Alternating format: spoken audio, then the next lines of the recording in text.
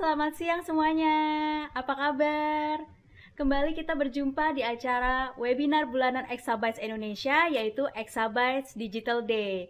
Oh ya, selamat tahun baru juga ya teman-teman semuanya. Gimana, sudah mulai mewujudkan nggak resolusi di tahun 2022 ini? Nah, aku mau cek ombak dulu nih. Yang ikutan udah dari mana aja? Langsung coba chat atau tulis di komen ya. Jadi nanti selama 1 jam ke depan, selama Exabytes Digital Day pada hari ini, kita akan membahas mengenai Prepare Your Brand for Digitalization. Nah, nanti kita akan mengundang speaker yang datang dari Tokopedia nih, dengan Mbak Louise Angelita Kemur. Nah, nanti kita akan bahas juga nih bagaimana cara menerapkan dan mengintegrasikan e-commerce sebagai bagian dari strategi pemasaran kalian. Oke, dan coba aku cek dulu nih dari mana aja nih yang ikutan. Dari Bogor, Mbak Yosi Amelia ya. Dari Medan, jauh banget ya. Halo, Horas. Siap-siap. Oke, aku cerita sedikit lagi ya, kita nge-refresh lagi nih. Jadi memang Exabytes Indonesia banyak banget nih webinar atau event-eventnya. Ada yang bulanan dan ada juga yang tahunan. Nah, kalau yang hari ini, pada hari Kamis tanggal 20 Januari pada siang hari ini, kita gelar yang namanya Exabytes Digital Day, yaitu seminar 2 mingguan yang diadakan oleh Exabytes Indonesia dengan misi untuk menyentuh dan mengedukasi secara langsung publik atau komunitas yang ingin memiliki dan mempelajari segala aspek tentang kehadiran online secara mendalam. Nah, jadi topiknya akan banyak banget, diverse banget tentang digital marketing. Jadi teman-teman yang mau cari ilmu ya mengenai digital marketing, tentang brand, itu silakan join langsung, atau teman-teman bisa bagikan juga nih linknya ke teman-teman mumpung masih di awal. Jadi bisa invite teman-teman untuk join juga ya di acara pada siang hari ini. Oke, nah untuk semua peserta juga nih yang berkesempatan join pada siang hari ini, nanti juga ada promo menarik ya. Nanti akan aku sebutkan juga promonya. Oke, sebelumnya mungkin aku sedikit cerita nih mengenai Mbak Louise Angelita Kemur. Adalah seorang brand strategist administrators atau master brand and social media team dari Tokopedia. Dia adalah graduate of honor dari Institut Teknologi Bandung, dan beliau punya gelar MBA dan sekarang mengejar karirnya sebagai bagian dari tim master brand Tokopedia, menyusun strategi branding dan tujuan pemasaran untuk salah satu perusahaan teknologi dengan demand tertinggi di Indonesia. Nah, untuk teman-teman nih sekarang yang join pada siang hari ini, kita punya promo menarik nih. Buat kalian yang join pada siang hari ini, itu berkesempatan untuk mendapatkan free credit loh, senilai Rp50.000. Caranya gampang, tinggal sign up, cek website-nya dulu nih di exabytes.co.id, lalu sign up, langsung otomatis dapat free credit senilai Rp50.000. Selain itu, bisa dapat tambahan Rp50.000 lagi loh guys. Itu caranya dengan purchase produk atau services dari Exabytes gitu. Jadi double tuh ya. Tunggu apa lagi? Langsung serbu promonya, langsung coba ceki-ceki nih website kita exabytes.co.id.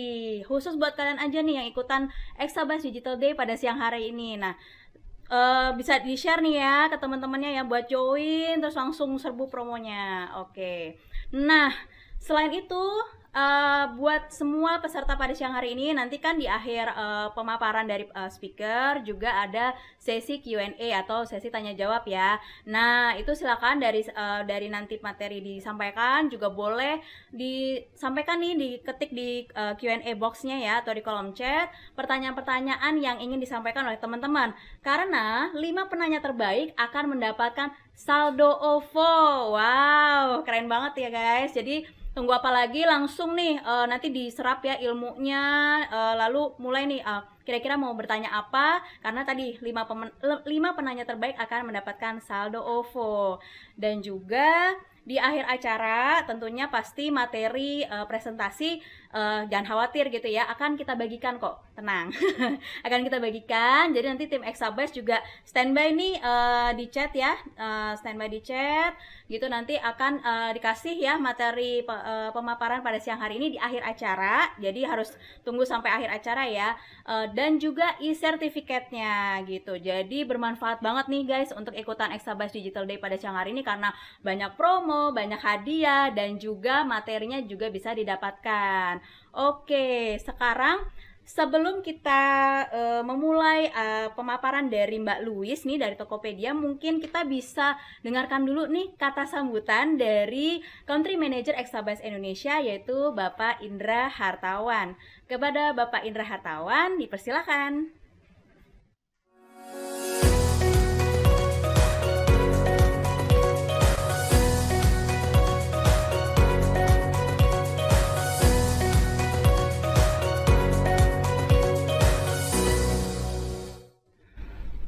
Assalamualaikum warahmatullahi wabarakatuh. Selamat siang rekan-rekan semua. Terima kasih. Pertama-tama mungkin saya mau mengucapkan terima kasih ya kepada tim yang bertugas hari ini yang telah mempersiapkan segala sesuatunya dengan baik ya. Selamat tahun baru juga buat teman-teman yang ada di di room Zoom ini ya. Ya, karena kita udah lama banget nih, hampir sebulanan kita nggak ngelakuin event ya. Jadi tadi kita juga istilahnya cukup ini juga excited banget gitu ya. Kita juga punya sekarang logo yang baru untuk IDD kali ini, lebih fresh, lebih bagus. Ini good job buat tim, terima kasih.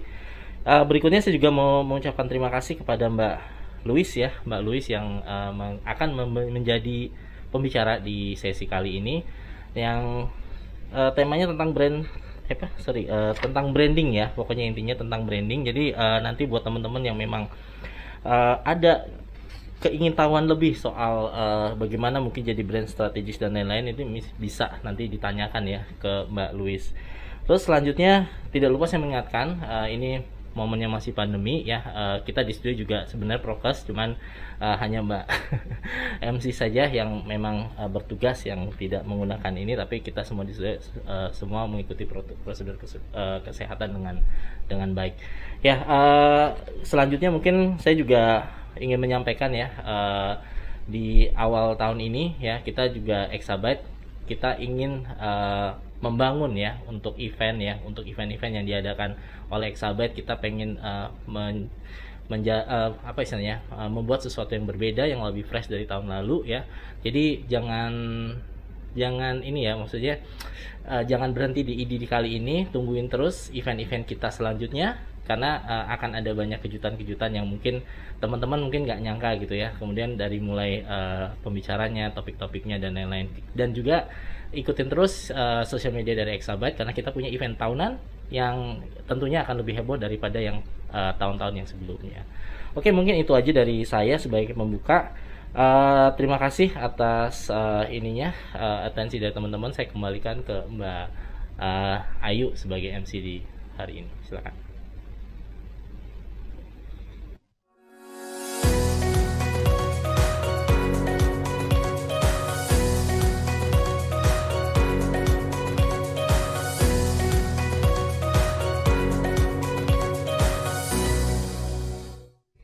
Wow, terima kasih banyak Pak Indra Hartawan atas kata sambutannya.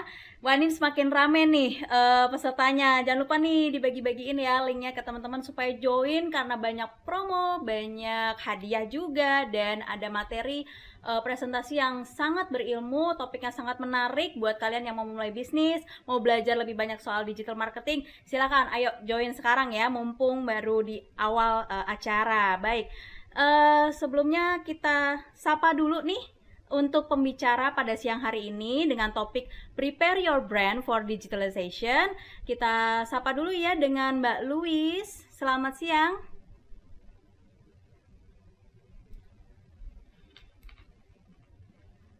Halo.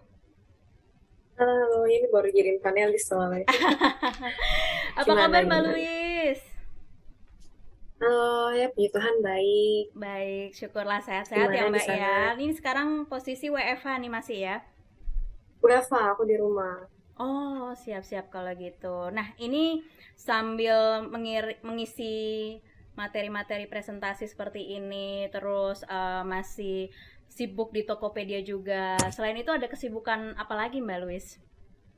Lagi ya, tapi ya masih punya bisnis, tapi ya itu udah jalan Wow. sendiri sih. Jadi apa? Nggak nggak bisa busuk banget sih. Normal lah.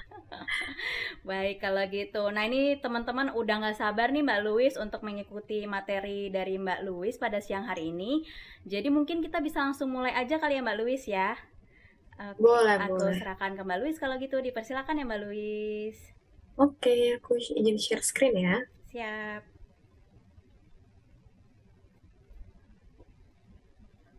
Oke. Pertama mengucapin terima kasih untuk Exabyte yang udah ngundang untuk kesempatannya.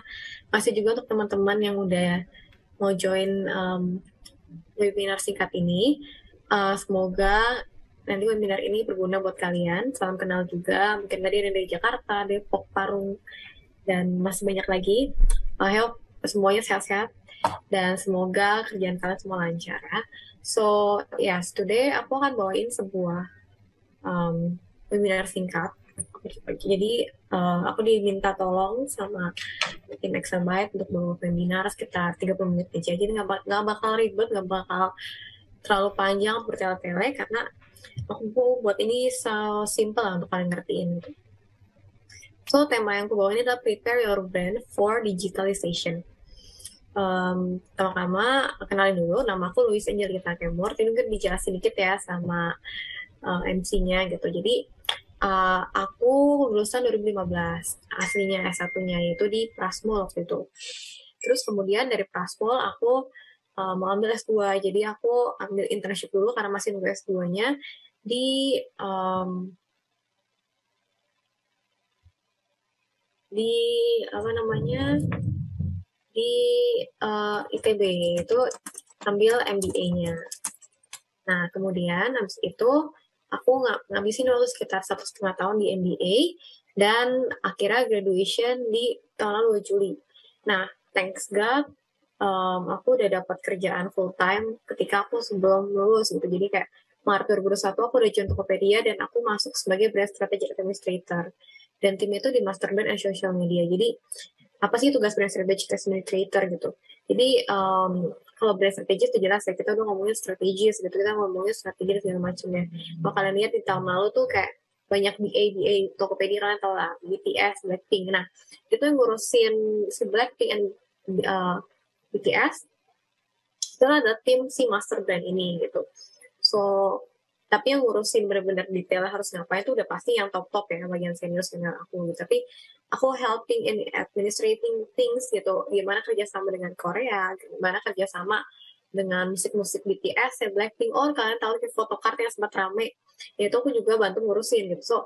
So itulah Tokopedia, kayak banyak banget kerjaan yang tiba-tiba mengagetkan ya, tapi kayak seru juga gitu. So ya itu singkat lah tentang Tokopedia, dan masih banyak lagi kerjaan yang lainnya. Nah aku juga punya beberapa bisnis, yaitu ada florist, sempat vakum sih karena sempat susah nyari supplier sejak pandemi ini. Dan kemudian aku juga punya, masih jalan sampai sekarang, itu Bagwit. Bagwit ini kayak makanan pork rice bowl gitu. Nah terus aku juga waktu kuliah aku rajin ikut competition, jadi aku pernah menang marketing competition, business case, juga pernah ikut BCG Cap gitu. Jadi kalau kalian yang sekarang ikut masih kuliah gitu, saranin kalau masih bisa ikut lomba. Aku nggak tahu sih kalau sekarang COVID ini gimana lomba, tapi itu adalah one of the great chance buat kalian belajar lebih lagi dan untuk kalian explore lagi gitu, untuk tahu gitu tentang dunia bisnis, dunia marketing itu gimana, karena seru banget sih menurut aku kalau bisa ikutan lomba-lomba kayak gini. Oke, so singkat tentang Tokopedia. Apa sih visi Tokopedia?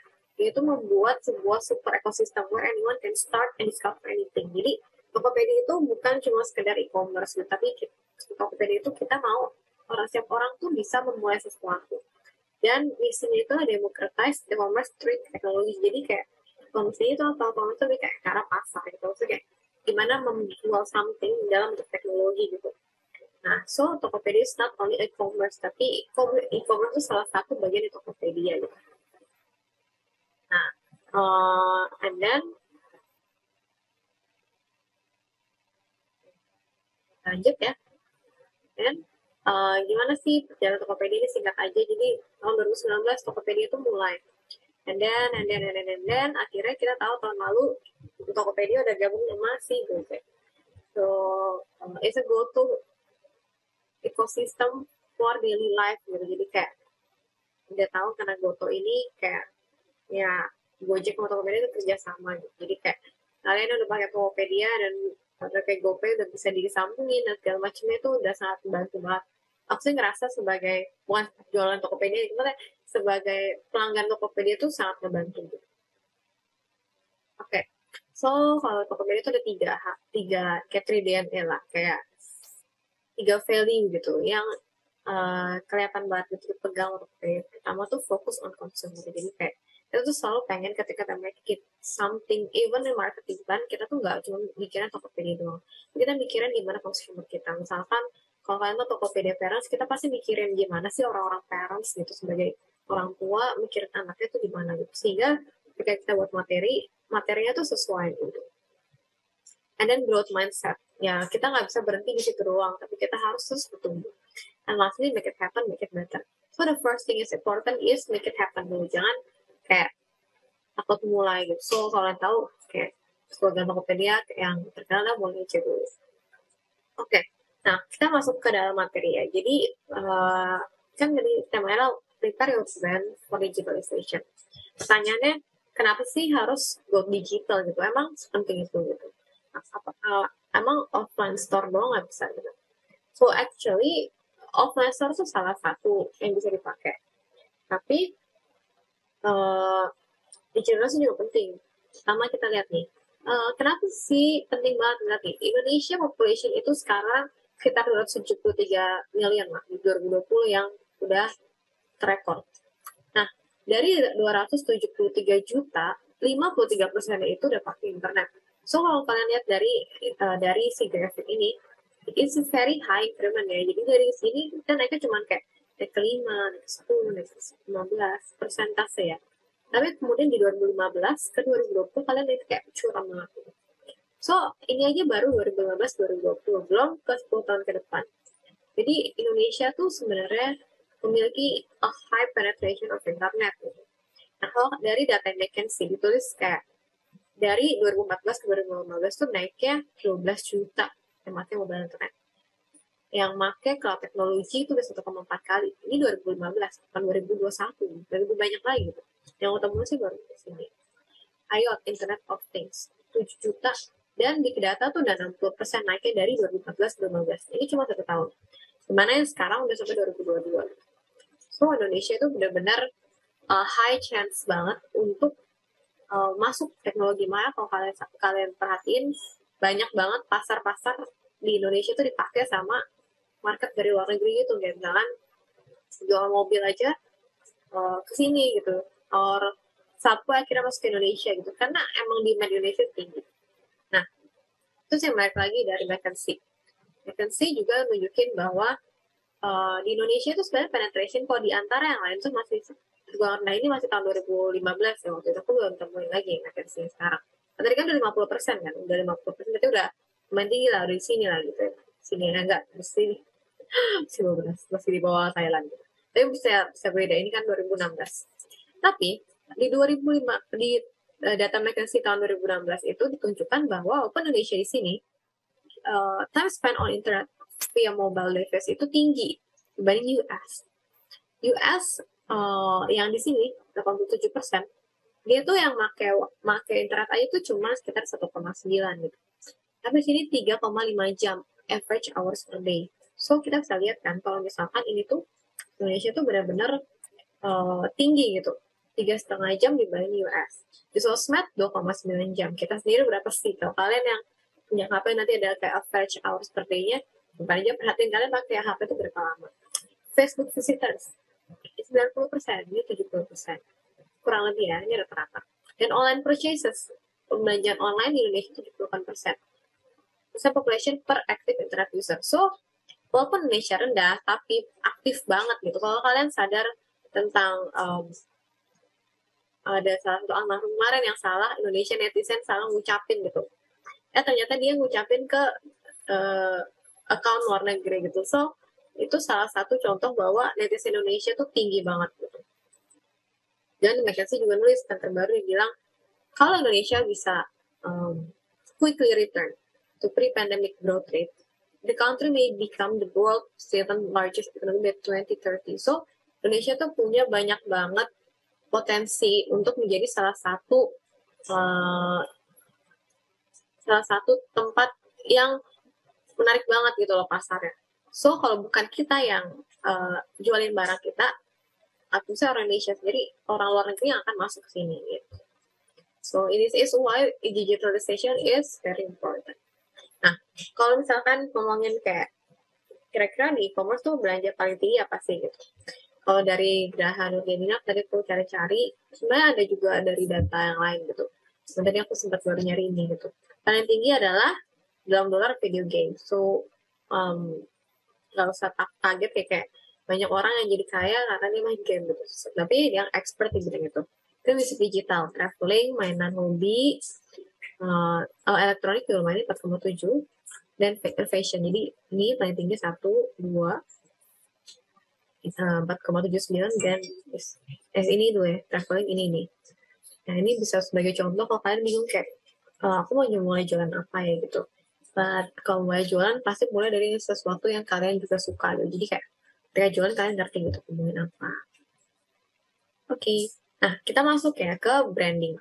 Kalau kita ngomongin branding itu apa sih sebenarnya? Jadi branding itu sebenarnya derived from kata the brand. Nah, brand ini artinya adalah to burn gitu. Nah, itu adalah salah satu cara untuk orang zaman dulu banget untuk bedain kawanannya, their pack gitu. Kayak misalkan mereka punya kebo, mereka punya sheep gitu, mereka punya domba. Nah, gimana caranya supaya nggak ketuker nih sama yang lain gitu. Nah, caranya mereka dulu nandain gitu. Jadi kayak nandain itu bisa beda-beda, mereka buat bentuk sendiri gitu. Bisa bentuknya, misalkan nama aku L gitu. Nanti ini kasih L, nanti yang lain tuh kan L juga, L kasih bintang gitu apa itu. Jadi itu salah satu cara dulu banget sebelum ada kita kenal sekarang gitu.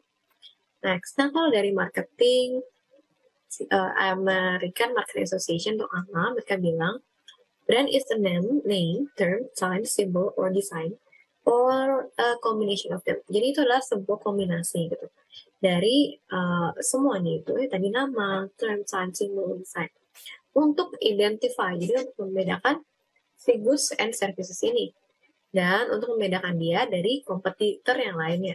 Sehingga ketika kita buat suatu brand, kita pengen brand kita itu dikenal dan itu berbeda gitu. Jadi dan di Indonesia sendiri ada gitu kayak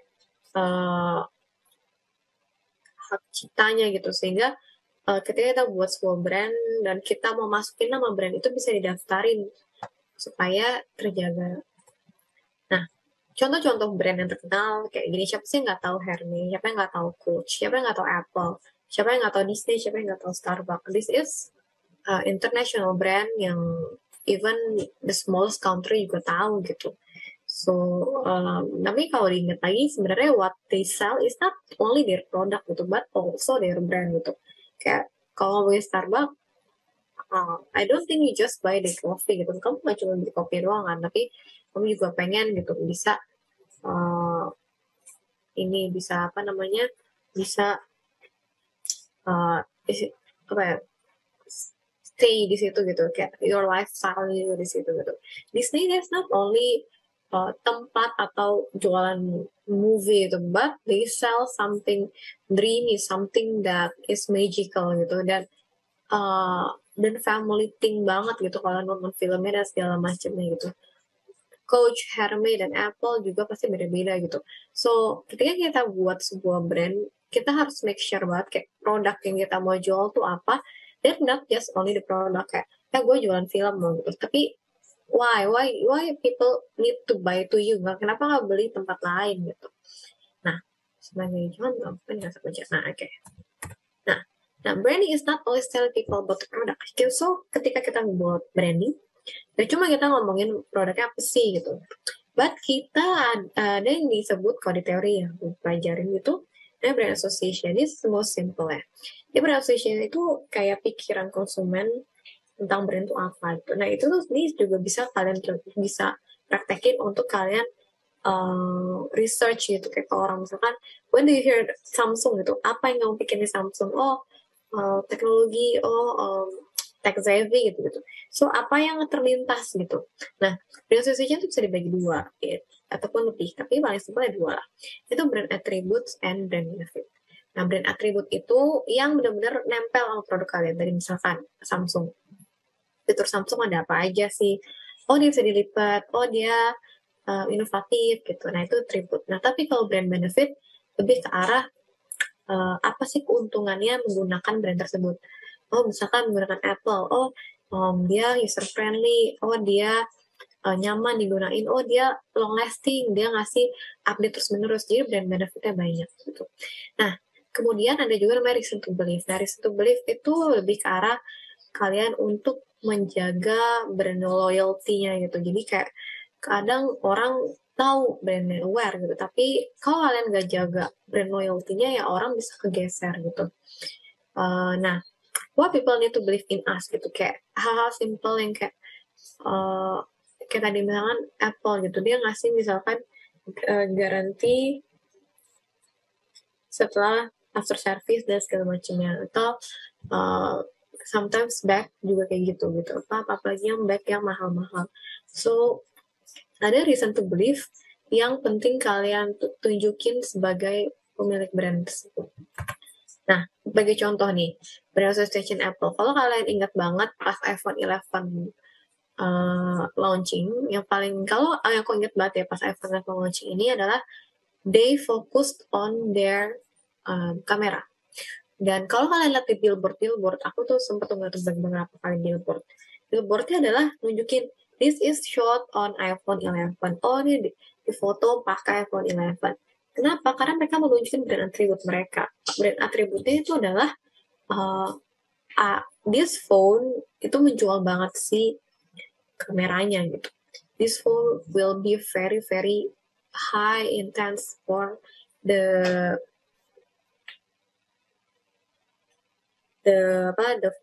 kamera gitu. So, nah, kemudian apa aja ya, innovation, cool feature, high technology, long lasting gitu. Nah, kemudian brand benefitnya apa? Oh, enhance social life, exclusive, prestige, sehingga foto-fotonya juga bukan foto-foto yang asal, tapi foto-foto yang menunjukkan high society gitu, dan eksklusif, prestige, dan lain-lain. Ini contohnya. Jadi sometimes nggak cuman nunjukin oh we got a new phone with a new camera, enggak, kalian tunjukin aja langsung oh nih segini loh hasilnya sebagus ini gitu, dan pasti orang wow bahkan segini itu nggak pecah, sebagai contoh. Oke. Nah, di marketing strategi itu bisa macam-macam. Ada yang disebut dengan 360 marketing strategi. Nah, 360 itu apa? Jadi ini sebagai contoh, kalau kalian search di Google 360 marketing strategi sebenarnya banyak.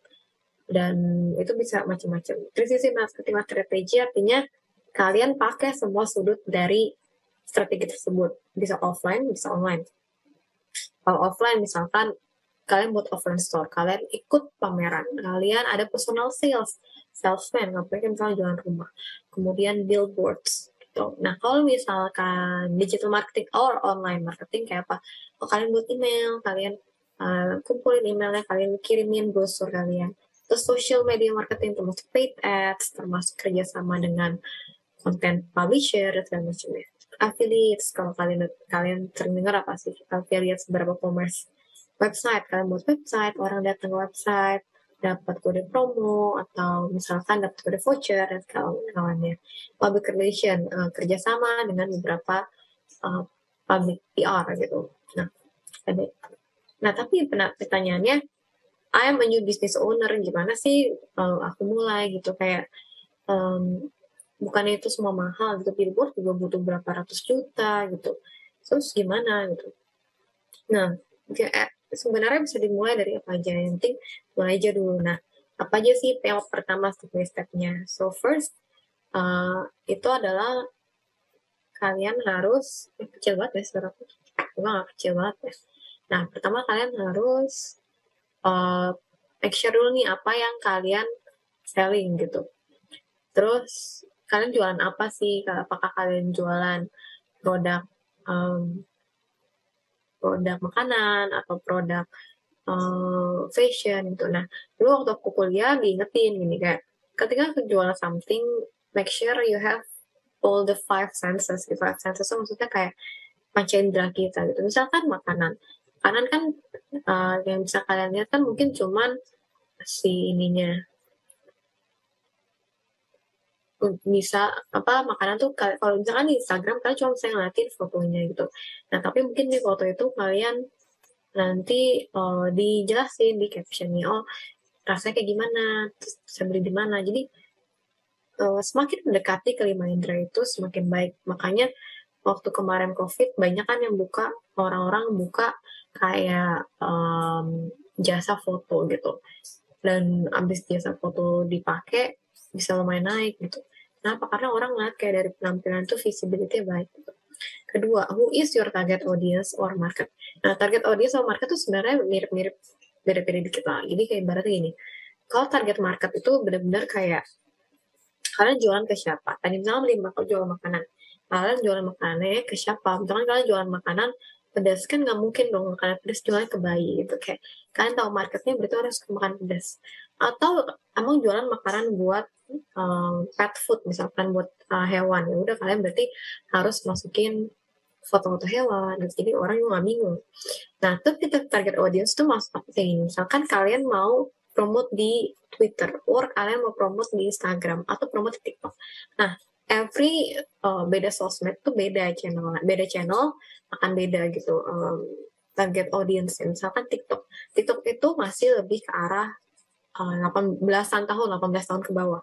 Waktu itu pernah ada influencer dari luar negeri, dia bilang dia ngewarnain rambut dia, terus dia share di TikTok gitu, terus dia share di TikTok dan dia dimaki-maki gitu, dan dia bilang I was hated by a child gitu, I was hated by karena bilang child karena mereka masih muda gitu umurnya gitu. Jadi kayak TikTok itu bakal akan lebih ke arah-arah 18 tahun ke bawah gitu.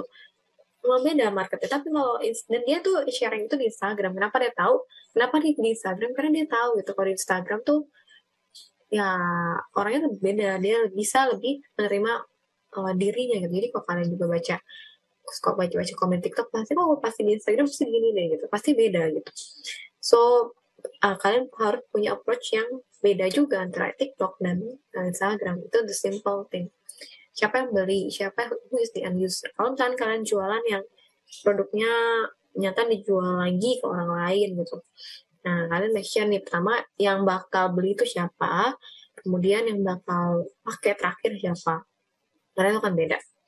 Nah terus ketiga, brand association yang tadi ya, kayak atributnya apa, benefitnya apa, itu bisa ada point of parity and point of difference. Point of parity itu hal yang menyamakan, misalkan makanan, jadi kan yang paling penting kenyang, enak gitu. Itu kan parity lah, semua juga sama. Tapi point of difference-nya apa? Oh, we're not using any artificial. Kita nggak pakai pewarna buatan, kita nggak pakai perasa buatan. Misalkan itu POD. Jadi point of difference. Nah, terus kamu mau pakai channel apa? Kita di channel tuh bisa tadi ya, lingkaran itu kan salah 1, salah 2 lah, salah 3 bebas gitu. Nah, dari situ baru deh deliverables tadi, apakah bentuknya itu promo, apakah itu bentuknya penjelasan produk, atau apa. Oke. Nah, how to develop your brand? Sometimes success often achieved by those who doesn't know that failure inevitable. Jadi, kadang kita ngerasa kayak kalau kita mau mulai sesuatu, kita takutnya gagal gitu. Kita udah mulai dan kita gagal gitu. Nah, akhirnya kita nggak mau mulai lagi gitu. Oke sih, emang kadang kita butuh break gitu. Ketika kita harus sukses, ketika kita pengen sukses itu gagal berkali gitu. But ya, it's okay. Kita tetap bisa ambil break dan kita lihat lagi kira-kira yang cocok dilakuin itu apa gitu. Nggak harus dipaksain saat itu juga gitu. Yang penting adalah tetap mulai dan tetap lakuin dengan kemampuan kita gitu. Okay. Nah, so tadi aku bilang kan target audience and target market. Nah, kalau di sini kalian bisa lihat nih, misalkan kalian mau buat new product. New product itu bisa dua nih, bisa existing market, bisa new market gitu. Jadi kalian bisa ngelakuin market research, kira-kira market yang bakal cocok buat produk kalian tuh kayak gimana. Nah, terus kalian buat personanya seperti apa. Kayak tadi misalkan makanan pedas ini lebih cocok ke orang-orang yang umur berapa. Nah, kalau misalkan kalian pengen nargetin orang-orang yang umur 20 tahun ke bawah, ya berarti nanti ketika kalian buat konten, kalian juga buat kontennya yang lebih friendly ke 20 tahun ke bawah, bukan yang kayak lebih dari itu gitu. Nah, kemudian next adalah apakah di assistant market atau new market. Nah, sama ya kayak kita sering lihat kalau misalkan kalian suka jalan-jalan terus ada kayak bukan giveaway ya, cashback OVO. Cashback OVO buat pengguna baru atau cashback OVO buat pengguna lama. Berapa persen, pengguna baru berapa persen. Pokoknya perhatiin kadang pengguna barunya tuh dibuat berapa persen, misalnya 50% gitu, tapi pengguna lama 10% gitu cashback ya. Nah, itu contoh-contoh yang dipakai sama beberapa company untuk nunjukin kayak, dia lagi ngejar namanya new market. Jadi, dia mau ada orang-orang baru, new user gitu, datang gitu ke dia gitu. Nah, gitu juga kalian bisa pakai tuh, kayak strategi-strategi gitu. Misalkan, kalian yang udah establish brandnya, terus kayak, aduh, gue pengen sales gue naik gitu. Tapi, sometimes kan ada beberapa produk yang belinya nggak kayak makanan yang sehari makan sekarang, besok lapar lagi, makan lagi, beli lagi gitu. Sometimes kan kalau orang beli baju, kayak misalkan beli baju gitu kan, pasti kan mikir kan, oh udah beli nih kemarin, aku beli lagi bulan depan lah gitu. Dan ternyata produknya belum update. Nah, kalian lihat dulu nih apa kalian buat new produk atau kalian buat existing produk. Nah, kalau misalnya new produk, oh yaudah kalian bisa datengin ke new market dengan cara buat produk baru, dan kalau misalkan baru join di website dapat berapa persen potongan lebih daripada yang lama. Nah gitu, tapi jangan lupa juga existing market kalian jangan lupa tetap di keep gitu. Nah itu just a simple thing ya. Nah contoh nih beberapa yang mungkin kalian bisa pakai gitu ketika kalian masih new business owner dan kalian pengen juga untuk aktifin marketing strategi kalian in digital marketing or exhibition. Jadi ada 3 ya yang keijoin. Jadi kayak bisa buat website, social media marketing, exhibition. Nah, paling 3 ini sih. Karena kalau misalnya ini kan mahal. Play Store boleh, kalau Play Store kalian bisa sewa tempat kecil, kalian ada orang yang jagain. Kalau bisa boleh. Karena itu dari pengalaman aku dulu kayak aku juga pernah jualan makanan, beda sih emang ketika kita punya offline store dan hanya mengandalkan pre-order gitu. Tapi kadang ada juga pre-order yang sukses gitu. So, ini depends by kalian. Personal sales biasanya lebih dibutuhin kalau emang butuh personal touch, butuh yang bentuknya konsultasi gitu. Tapi kalau nggak terlalu butuh, kayak misalkan mass product, nggak terlalu dikonsideris, oke. Email marketing itu lebih untuk kalian mau ngasih brosur, kalian mau ngasih invitation. Kalau kalian punya waktu, punya tenaga untuk buat ini, nggak apa-apa. Tapi ini kalau belum nggak apa. Jadi 3 ini sih yang kalau dari aku ya untuk besarin brand kalian. Nah, pertama social media marketing tuh kayak gimana? Nah, social media marketing tuh kalian bisa pakai Instagram, TikTok, WhatsApp. At least yang sekarang lagi hype itu ini. Kalau masuk NFT kayak kemarin yang lagi ramai kan NFT ya. Ya itu something yang baru juga sih di dunia digital ya. Guys, bukan baru sih, maksudnya baru hype gitu. Karena aku belum spesialis itu, so aku nggak bahas ke sana. Tapi kita fokus ke 3 ini aja. Jadi itu Instagram, TikTok, and WhatsApp gitu. Nah di sini tuh kalian bisa bilang kayak buat tentang produk kalian tuh apa. Lebih 5W1H lah. Produk kalian tuh apa, di mana belinya, gimana belinya, terus harganya berapa gitu. Gimana aku bisa cari buat produknya. Dan customer engagement. Customer engagement ini juga salah satu cara untuk kalian to engage dengan followers kalian gitu. Ada satu brand yang aku juga suka bacain gitu, dia suka lah buat topik-topik menarik gitu untuk dibicarain gitu. Nah kemudian give link how to buy product on the bio. Jadi jangan lupa ketika kalian punya Instagram atau punya TikTok, kayak jangan lupa kalian kasih linknya. Jangan cuma kayak ya cari di Shopee dengan nama ini, tapi kalian nggak kasih linknya. Nah orang keburu malas gitu, apalagi orang-orang yang kayak misalkan dia butuh cepat gitu. Semakin kalian membuat user experience-nya cepat, semakin orang juga kayak oh mau gue beli gitu. So itu satu contoh untuk kalian bisa ningkatin gitu go to gitu. Dan kasih kontak kalian, kontak bisnisnya ya gitu. Kalau misalnya mau nanya-nanya itu kemana gitu. Nah, dan customer retention, kita udah bilang, kalian sih promotion baru ke new followers atau ke new commerce atau orang-orang yang baru beli gitu. Sehingga mereka kayak, oh tertarik nih gitu. And give special voucher to your loyal customer. Jadi, kalau mereka loyal pun, kalian kasih benefit juga. So, even the new one and the loyal one, dua-duanya happy gitu. Nah, 3 inilah paling simple. Kenapa? Karena ini bagus buat kalian nunjukin display produk. Jadi ibaratnya kalian punya kayak display toko gitu ini di sini. Nah, TikTok tuh lebih ke arah kalian dari kamu ngincer yang 20 tahun, 18 tahun ke bawah tuh bisa.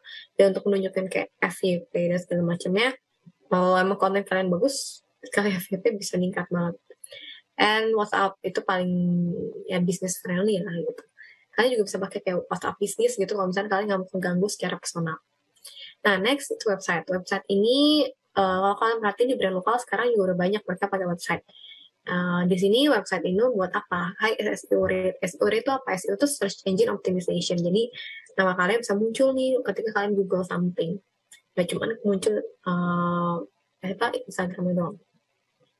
Nah, tapi ini nggak sewajib-wajib itu sih. Tapi ini contoh kalau misalnya punya website. Dan kalian bisa share update something di website. Terus create more trust gitu. Jadi kalau orang-orang yang misalkan nih dia tertarik pengen beli yang a lot of bunch gitu, kayak banyak banget pengen beli.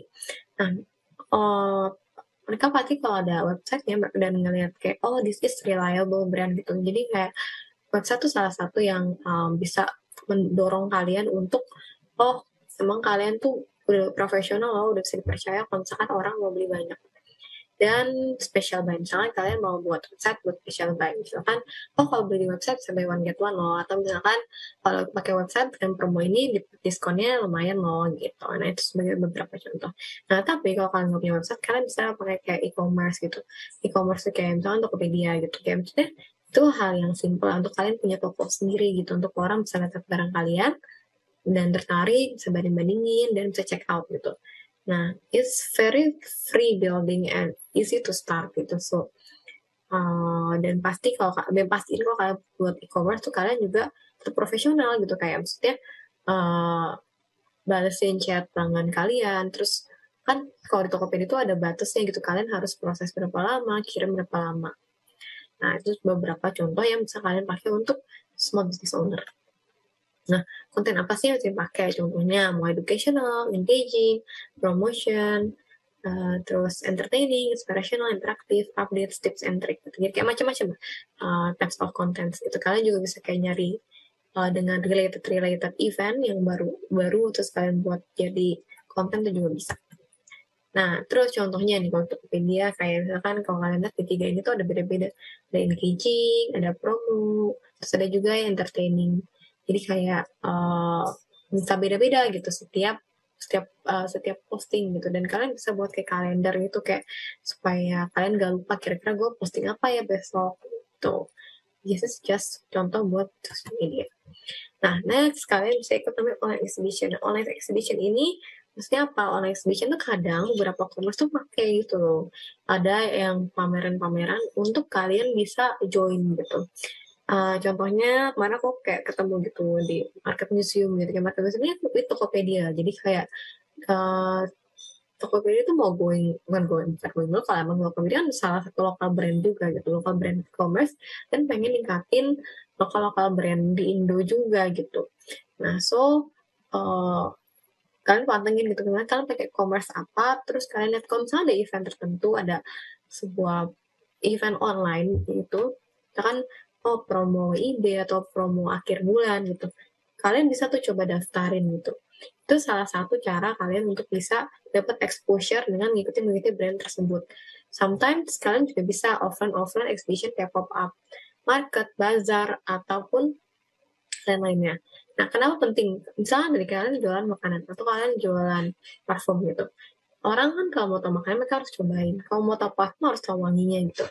Sometimes this can be the good chance kalian tuh kenalin brand kalian ke new market gitu. Kalau misalkan parfum yang gue jual seenak ini loh, makanan yang gue jual tuh wanginya seenak ini dan rasanya tuh enak gitu.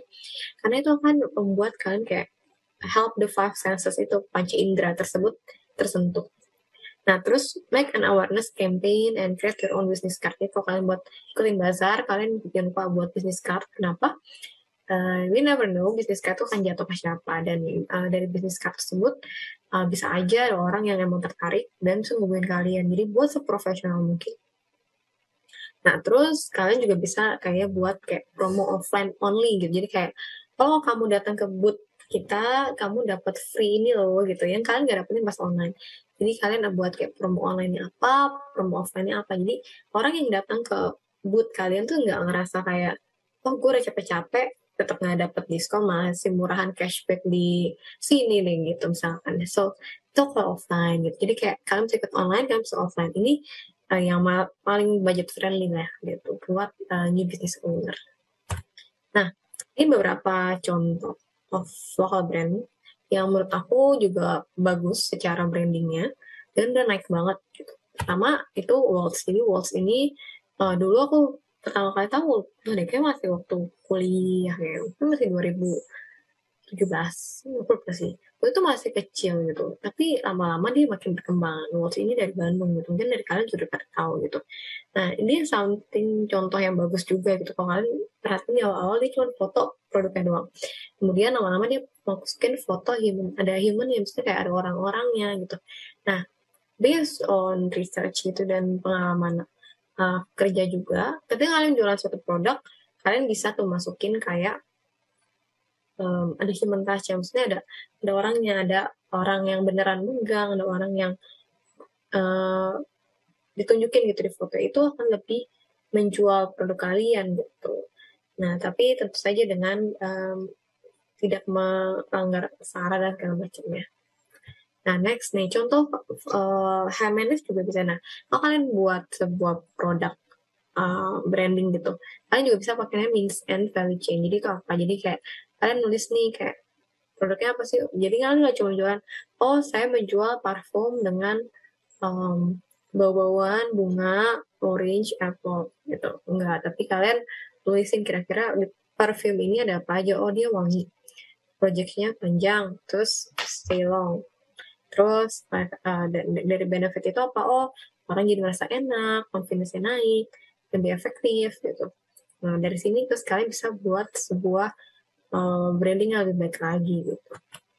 Ini sebagai contohnya. Di sini dia mau nunjukin bahwa si EOS ini dia menunjukkan bahwa dia formulating yang benar-benar dengan 100%. Jadi dia menunjukkan bahwa we're building this parfum tuh nggak cepet-cepet, tapi kita build with the best quality gitu. We break every effort because we want EOS to be best at signature perfume. And we believe it is a unique experience using EOS. So ini sebagai contoh aja, kayak ketika kalian buat sebuah konten, kalian juga tulisin nggak cuman parfum kalian isinya apa, tapi kalian tunjukin misalnya di backgroundnya apa, kemudian what do you expect orang ketika pakai itu. Jadi kayak balik sini lagi ya, misalkan I hope dengan this parfum ini there is pleasure in this gitu. So kalau kalian perhatiin berapa dulu kalau ada majalah-majalah luar negeri itu, perhatiin tuh mereka tuh menjual something marketing yang beda gitu di Indonesia gitu, dan itu patut pelajarin bahwa gak cuma jualan barangnya aja, tapi dia jualin personal value gitu. Nah, orang akhirnya lebih ke kena gitu.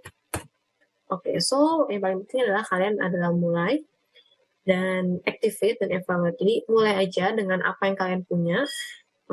Kalian bisa breakdown tadi yang aku bilang, kayak ada brand value chain, bisa ada brand atribut, brand benefitnya apa, dan reason to believe kalian itu apa.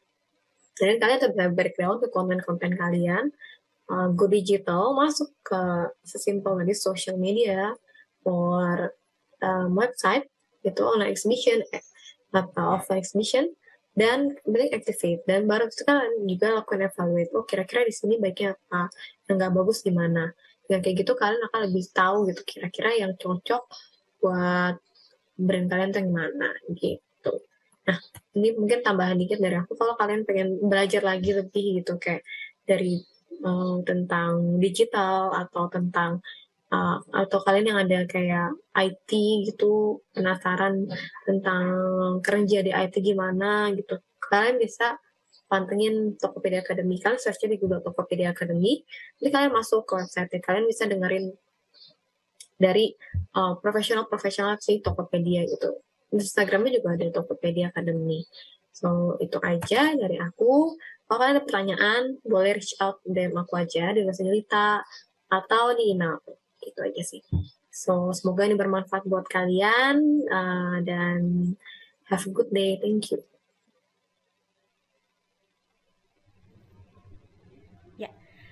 Terima kasih banyak Mbak Luis atas pemaparannya, ilmunya sangat bermanfaat banget. Tadi aku juga dapat juga sih insight-nya mengenai marketing strategi ya, terutama tadi ada nyebutin soal 360 marketing strategi, di mana yang mungkin nih yang bisa kita apply duluan adalah dari social media pastinya ya, karena itu yang paling termudah dan relate banget dengan keseharian kita.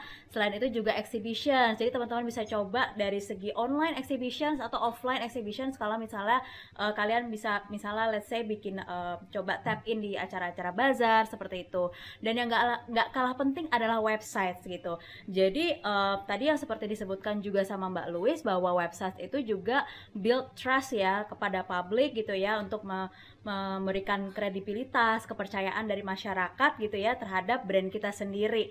Nah, dari domain itu sendiri juga harus sebagai brand gitu ya, juga harus diklaim nih terlebih dahulu. Jadi misalnya kayak domain teman-teman bisa bikin di .id atau .co.id, .my.id seperti itu. Jadi itu harus apa ya istilahnya, rebut-rebutan ya. Jadi misalnya let's say kayak brandnya ayu.co.id, kalau misalnya aku nggak klaim duluan tuh nama domain tersebut, takutnya udah keburu diambil yang lain gitu kan ya. Jadi sayang banget kalau misalnya kita sudah diklaim nih nama brand kita gitu. Jadi nanti kalau misalnya teman-teman juga tertarik nih pengen tahu lebih lanjut produk-produk soal domain, juga nanti langsung ceki-ceki juga ya di websitenya Exabyte seperti itu.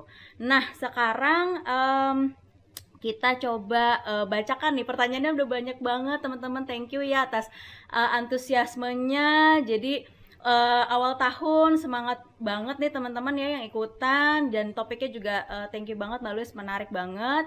Jadi aku coba bacakan nih satu-satu gitu ya. Semoga waktunya cukup, tapi kalau misalnya tidak terbacakan semuanya, nanti bisa reach out Mbak Louis ya tadi ke sosial medianya Mbak Louis gitu. Oke, aku bacakan satu persatu ya. Ini dari Mbak Siti Huriah dari Bekasi. Mbak Siti nanya, untuk menarik pembeli, apa konten dengan teknik copywriting efektif digunakan di sosmed ya Kak? Lalu hal apa saja yang harus dihindari agar konten kita menarik untuk dilihat, dan gimana cara naikin personal branding bagi UMKM? Nah, gimana tuh Mbak Luis? Banyak ya, satu pertanyaan tapi banyak. Oke, langsung jawab aja Kak. Silakan Mbak Luis. Oke. Jadi tadi pertanyaannya gimana personal branding untuk UMKM gitu. Yes. Tadi pertanyaan pertama apa sorry? Teknik copywriting yang efektif Mbak.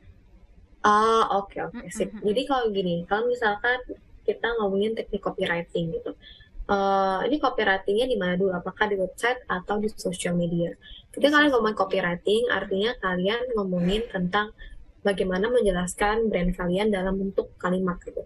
Kalau kalian ngomongin di website, berarti kalian harus menggunakan kata-kata yang bakal menunjukkan brand kalian dalam bentuk kalimat. Jadi misalkan, kayak tadi kan contoh ya, aku ambil contoh parfum. Parfum brand lokal dengan kalau nggak salah sih aku lupa, kalau nggak salah MRS bilang 73 kali percobaan gitu misalkan.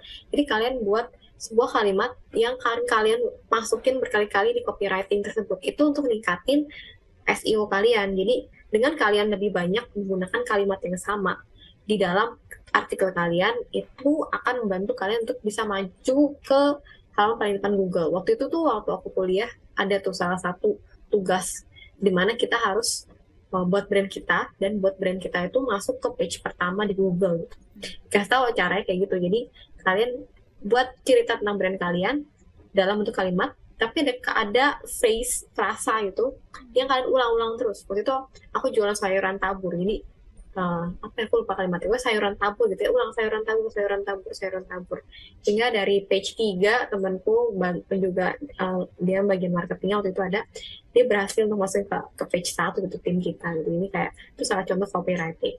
Nah tapi kalau kalian masukin copywriting di sosial media itu kan beda lagi, karena ketika kita searching di sosial media itu beda sama searching di Google. Kalau kalian perhatiin ketika kita searching di sosmed itu akan muncul pertama kali kan pilihannya mau account, mau teks, atau places, atau apa. Nah pokoknya dua inilah. Jadi kalian masukin ke description kalian tuh apa, misalnya kalian jualan makanan kering, berarti kalian tulis makanan kering kentang atau balado misalkan. Jadi buat sesuatu yang unik tapi orang juga gampang cari. Kedua, pas kalian nulis copywriting tersebut, kalian masukin hashtag. Itu penting ya, hashtag. Jadi waktu itu ada senior aku di Prasmul, dia cerita dia pertama kali jualan, kalian tau Puyo itu jualan ketika Instagram masih dikit, belum seramai sekarang gitu, jualan di Instagram, tapi dari situ dia bisa akhirnya sampai buka outlet baru gitu. Caranya gimana? Dia bilang pakai si hashtag tersebut gitu. Nah kenapa? Karena kalian buat hashtag di mana hashtag itu memberikan memberikan kemudahan orang untuk mencari produk kalian. Misalkan jual silky pudding atau jual baju apa ya gitu lah gitu. Pokoknya banyak, jual scrunchies atau apa gitu. Buat yang orang banyak cari, tapi kalian juga buat satu lagi yang unik gitu, sehingga itu akan ngebantu dalam search-nya gitu. Nah, seperti dengan UMKM untuk personal branding-nya. Oke, kalau personal branding UMKM, kalian bisa mulai dengan tadi mungkin paling gampang Instagram lah. Kalian bisa kayak konsisten buat sharing di Instagram produk kalian tuh apa, tentang apa. Terus kalian juga bisa perbaikin visual fotonya gitu. Dulu aku juga pernah bantuin kayak foto dari mahasiswa, dia cuma fotonya simple banget. Terus kita bisa editnya di HP gitu. Aku pakai editan gratis tuh si Lightroom gitu misalkan. Dan disitu kalian bisa naikin warnanya, diterangin gitu. Sehingga tuh lebih appealing gitu loh buat orang, buat percaya brand kalian. Gitu sih paling. Iya, semoga bisa menjawab ya tadi pertanyaannya. Aku langsung lanjut nih karena waktunya mepet banget. Oke, pertanyaan berikutnya dari sebentar. Oke, ini simple tapi menarik nih. Dari Mas Dwi Caesar. Mas Dwi Caesar nanya, how to restore brand reputation setelah brand tersebut collapse karena skandal atau disaster moment lainnya. Nah, gimana tuh cara mengatasinya, Mbak Louis? Oke, thank you pertanyaannya. Mungkin aku jawab ini based on contoh brand lain ya, karena aku belum dapat pengalaman langsung terjun ke perasaan kayak gitu sih. Tapi kalau dari brand yang pernah perhatiin dulu, pernah ada dia salah gitu dalam milih, aku lupa sih, pokoknya dalam marketingnya salah gitu, either dia salah milih orang atau dia salah nulis hashtag gitu, aku lupa antara itu, dan itu dikecam netizen abis-abisan gitu. Beberapa netizen bahkan sampai kayak udah aku nggak mau percaya brand ini lagi. Tapi kemudian abis itu dia comeback stronger sih. Itu dia cosmetic brand sih aku. Aku udah lupa sih. Tapi intinya adalah gimana caranya kalau kita kan udah collapse gitu, kita udah dicap negatif gitu. Apakah kita bisa bangkit lagi? Jawabannya iya bisa. Kenapa? Karena ada tadi yang bilang ada brand loyalty. Jadi ada beberapa orang yang emang udah loyal gitu loh sama produk kita. Ada beberapa orang yang even they cannot live gitu loh without our product gitu. Nah pertanyaannya collapse karena apa? Kalau emang collapse karena masalah yang emang krusial gitu, kayak emang tentang hal yang benar-benar seharusnya kita yang explore lagi apa kita masalah di situ atau enggak. Sama sih saran aku, kalian lihat dulu apa kita harus perbaiki masalah itu atau enggak. Misalkan emang ternyata secara humanity-nya kurang gitu, oh ya udah kita harus perbaiki itu dari humanity tersebut. Nah kalau emang kita udah explore dan ternyata oh ya udah ternyata cuma salah minor nih, salah di bagian copywriting misalkan, Udah, next ya buat aja forgive, forgive, nanti kalimat-kalimat maaf gitu lah, pokoknya kayak kita nggak bakal ngelakuin ini lagi gitu. It's okay untuk bilang kita minta maaf, nggak apa-apa banget.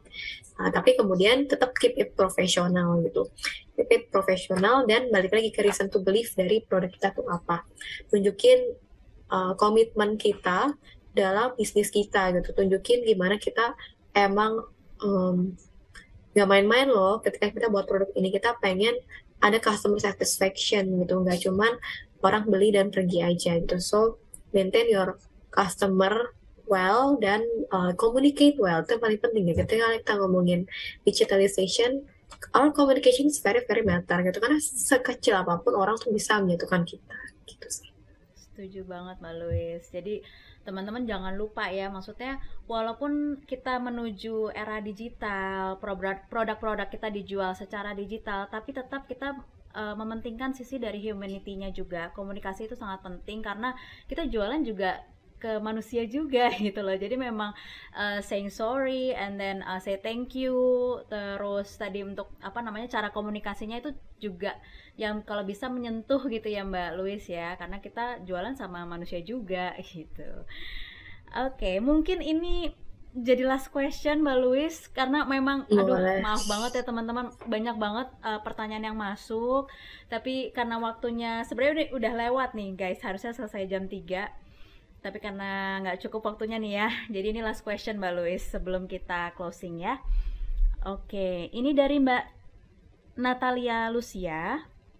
Mbak Natalia bertanya, bagaimana strategi yang dilakukan oleh penjual terhadap produk sejuta umat agar dapat memenangkan persaingan pasar terhadap pesaing lama atau yang terkenal maupun yang pesaing baru, dan dapat menarik peminat konsumen baru karena supaya meningkatkan loyalitas ya terhadap produk gitu. Gimana Mbak Louis strateginya? Oke, thank you, pertanyaan yang bagus ya. Jadi jadi ada namanya sebut benar produk sejuta umat. Jadi kalau kalian pelajarin pas SMA, pas kalian pelajarin lagi pasar persaingan sempurna, kalian pasti tahu pasar persaingan sempurna kan. Nah, kalau kalian tahu pasar persaingan sempurna itu apa? Pasar di mana kalian nggak bisa, kalau pasar persaingan sempurna itu kalian nggak bisa naikin harga barang kalian, dan barang kalian itu mirip sama yang lain. Jadi kayak misalnya kalian masuk tuh ke pasar modern, pasar manapun, pasar sederhana pun kalian datengin, harga telur pasti kanan kiri nggak jauh beda. Yang beda apa? Diskonnya kan. Oh yaudah, kalau beli saya kamu diskon deh 10.000 gitu. Kalau beli sekilo, jangan itu murah banget. Beli 10 kilo misalkan. Nah gitu. Jadi harganya nggak bisa beda-bedain, barangnya juga sama. Nah itu kalau pasar saya sempurna, dimana kalian nggak bisa bedain harga, nggak bisa bedain barang. Tapi kalian pernah datang nggak ke Hero, misalnya ke Hero, ke supermarket, kalian lihat harga telur itu berapa? Harganya beda kan, bisa mahal banget, 30.000 gitu. Cuma dapetnya 12 biji gitu. Nah, itu contoh-contoh kalau misalkan itu barang sejuta umat atau telur, tembakau bahkan, tapi bisa di branding sampai orang harganya bisa beda. Bahkan pisang aja bisa dihargain beda. Yang satu biji sama yang satu atur yang itu beda gitu harganya. Padahal dua-dua sama-sama pisang gitu. Nah, gimana caranya gitu? Nah, tadi balik lagi ke point of parity atau point of difference kalian. Kalian tunjukin apa untungnya orang beli sama kalian. Apakah dia cuma bisa dapat pisangnya doang? Oh, saya jualan pisang. Sama dong POP gitu. Kayak sama dong kayak semua jualan pisang. Nah, tapi kalian bilang, oh pisang ini ditanam dengan suhu gini dan dijauhkan dari penggunaan pestisida gitu. Nah, ada sesuatu yang nilai lebih dibandingkan cuman jualan pisang. Nah, ketika kalian nulis kayak gitu dan kalian juga menunjukkan kualitas, misalkan kualitas packagingnya, dikasih packaging yang baik gitu. Kemudian harganya mungkin beda, tapi nggak beda jauh. Nah, itulah contoh beberapa branding yang bisa kalian lakukan kalau kalian tadi bilang produk sejuta umat gitu. Nah, gimana kalau pembeli baru, pembeli lama? Nah, tadi bisa pakai namanya promotion. Promotion pembeli baru kira-kira bisa diberikan diskon 15% misalkan. Atau kalau pembeli lama bisa juga, misalkan punya toko minuman gitu, misalnya Chat Time gitu. kan pasti kalian ada kartunya gitu, karena kartunya itu kan contoh untuk loyalty ke brand kalian. Itu juga salah satu Sujitoma tuh, minuman teh, tapi dibuatkan teh susu, teh. Kan banyak teh susu, nggak cuma capem doang, tapi dia berhasil untuk membedakan brand dia dengan brand lain sehingga orang bisa top of mind lah, itu contohnya. Oke Mbak Luis, iya, again aku setuju juga gitu kan ya, karena untuk membedakan kita dengan brand yang lain itu harus ada sesuatu yang menjadi nilai lebih atau keunggulan atau benefit ya, seperti itu. Jadi membedakan brand kita dengan brand yang lain. Seperti itu ya Mbak Luis.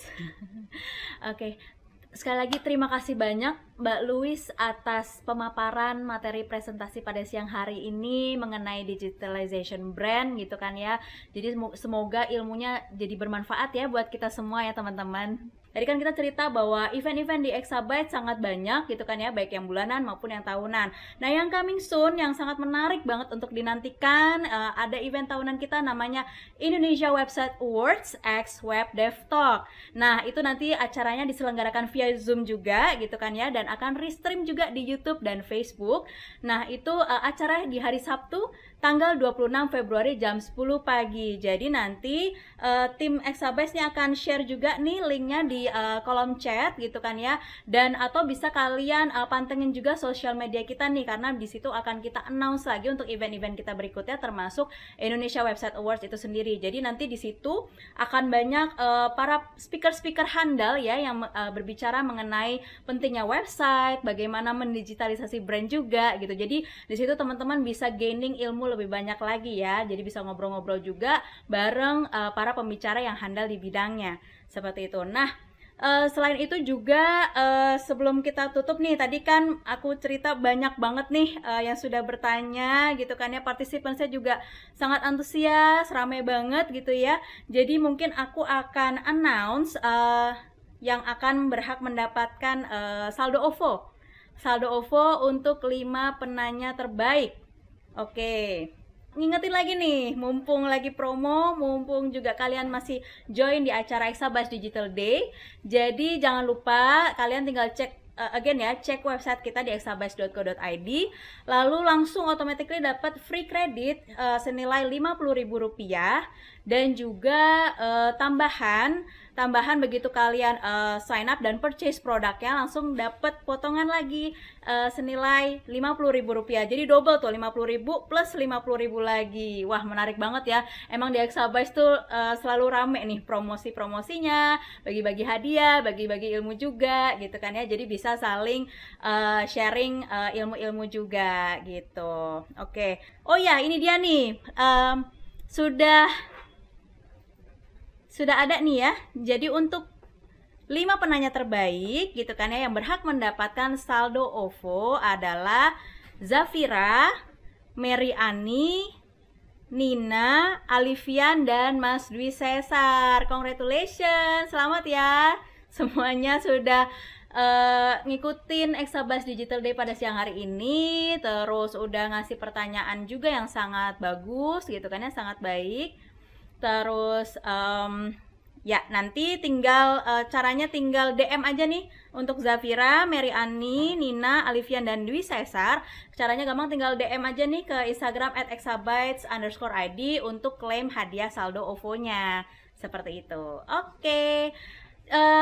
Dari aku mungkin last reminder lagi, jangan lupa ya pantengin dan follow seluruh social media Exabytes ya, @exabytes_id, ada di Facebook, Instagram, Twitter, dan YouTube kita di Exabytes Indonesia gitu. Jadi subscribe juga, follow juga, likes juga gitu, dan pantengin terus promo-promo kita dan event menarik kita lainnya seperti itu. Oke. Dari saya sekian. Mantap banget ya Exabytes, thank you. Oke, dari aku Ayu, MC pada siang hari ini di Exabyte Digital Day. Mohon maaf jika ada kesalahan. Terima kasih banyak atensinya ya teman-teman. Kita jumpa lagi di acara Exabyte berikutnya. Stay safe, stay healthy. Sampai jumpa. Dadah.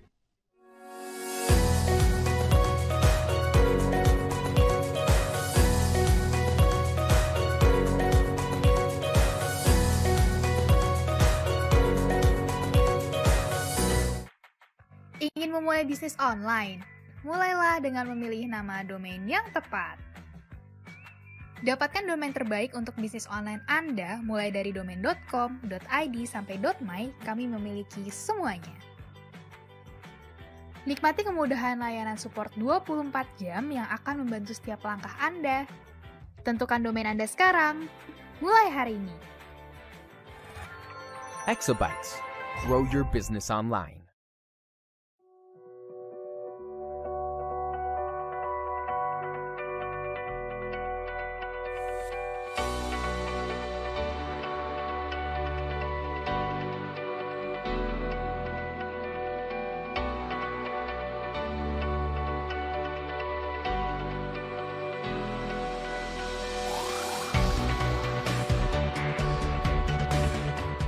Exabytes. Grow your business online. Bermimpi memiliki website usaha sendiri. Mulai dari Rp10.000, dapatkan domain websitemu. Ayo koneksikan websitemu. Dengan Exabytes, wujudkan mimpimu.